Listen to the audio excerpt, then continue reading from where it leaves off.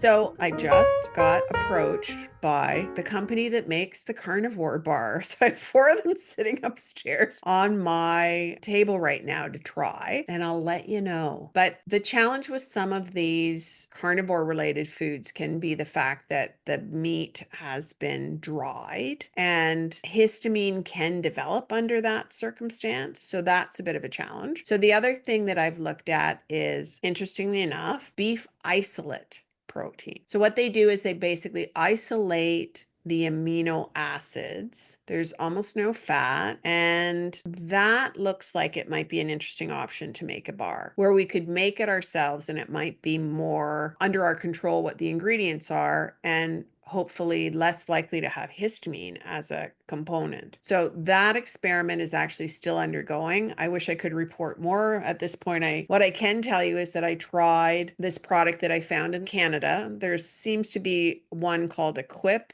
in the US, which is fairly similar. You can get it unflavored, which means that it doesn't have a bunch of additives. And I have a recipe that I found on the internet for a bar to make with them. And so results to follow. But yeah, that's the kind of thing where you really do want to manage that with something which is going to be appropriate. And let's see if we can find something that's going to work a bit better there. I've tried the Slim Jim type things. They're not all that brand, but I've become suspicious of them because I think they probably have high oxalate spices in them. It's quite possible. So if you You can know, find something where it's not being overly spiced, I actually tried a beef jerky. It's called Better Bovine. I'm not sure if it's available in the States. It's available in Canada. And all it is beef, salt, and some pepper. And it was oh, very good. Very simple, very good ingredients. So I'll get a link for anybody there. We have a comment here. I air fry meat, and skirt steak is my favorite, in bite-sized pieces to a more crunchy texture when traveling. Great snack or meal, and it doesn't need an ice pack. So that's another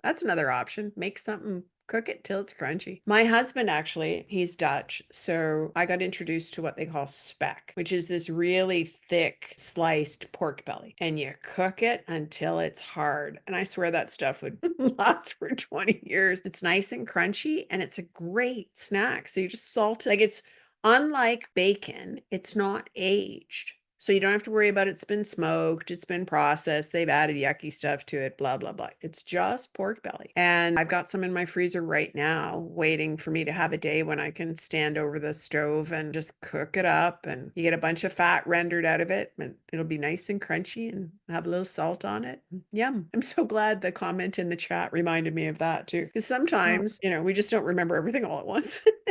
I just thought of something too as you were saying that. I have a recipe that I'll share for a pork rind cookie. When you're not in a super flare, it's in the Carnivore Code cookbook. It's like a Paul Saladino recipe. And I trepidatiously made it. You know how like pork rinds are only good like for the first day when you eat them and then they get like all like weird texture. So I just had the like 2 bags of that and just put it in the blender and I made like almost like a pork rind dough with that. And I used the recipe. I'll share that. But it was surprising. Like they're not overly sweet, obviously. And I use white chocolate chips because I just like had to have a little something in there. But they're not overly sweet, but they made you want more cookies. So it wasn't like I was like, oh, this is the best cookie ever. But it was my sweetness tolerance, I think, has gone down enough that I was like, yes, give me more pork rind cookie. And I feel like you could make that, even if you didn't put in the chocolate chips, it'd be like almost like a bar aspect if you made those and you could travel with those also. Yeah. Or maybe even if you wanted it to be a little bit sweet, but you didn't want it to impact your blood sugar the same way. There's all Yes. that research on allulose as a way to Yeah. give yourself a different flavor. Or maybe you add,